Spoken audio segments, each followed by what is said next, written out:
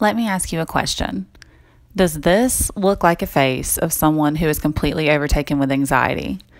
Does this look like the life of someone who struggles every day to keep some sort of normalcy to everyday life?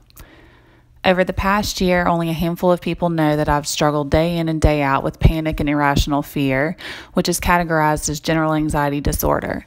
One would think I suffered some tragedy or have been under some extreme emotional distress, but in all actuality, I don't exactly know why I became like this.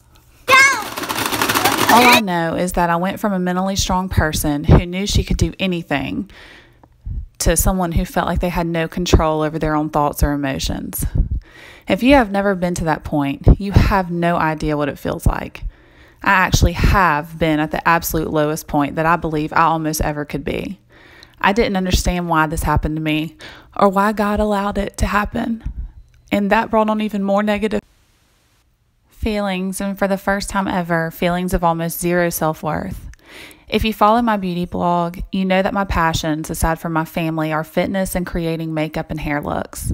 I couldn't even bring myself to have anything to do with either. In fact, both passions brought on more anxiety than anything. I knew that I had to shake this for my family and for myself.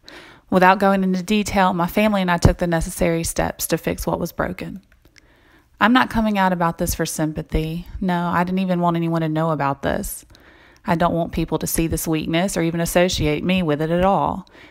This has weighed on my heart so heavily because I know that if someone like me, who was raised in a loving Christian home, who went to college, was in a sorority, always had wonderful friends, who got married to the love of my life, and now has basically the life that so many dream of, I know that if this could happen to someone like me, it can happen to anyone.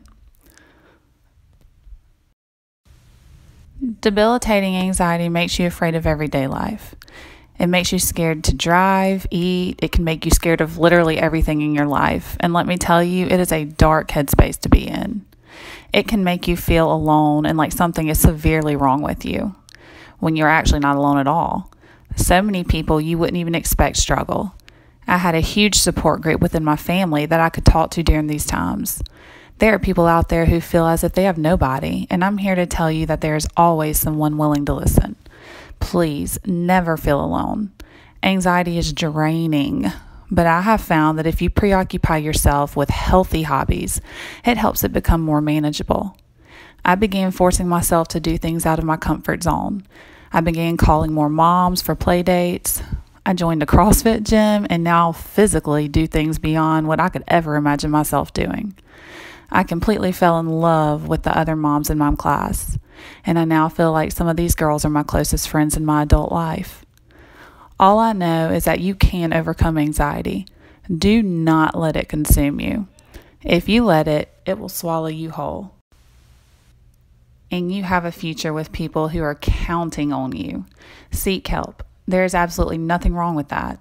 Force yourself to connect with other people and do things that used to be fun to you. Be present with those who matter to you. Pray more. Find a good church. Join a small group at that church. I feel like God has helped me pull out of this more than anything else I've mentioned, and for that, I'm forever grateful. Like I said, this has weighed so heavily on my heart to where I knew it was time to let it out. I listened to a sermon today at church that confirmed my decision to open this up. I would say that I've learned how weak I am throughout this experience, but no, I have learned how insanely strong I am, and you can be that way too. Remember that everyone struggles. The strong ones do something about it. If you are someone you know has experienced anxiety and depression and feels as if they are alone, please point them in my direction. I'm here. I have ears to listen, and I have a heart willing to help. Love you guys. See you soon.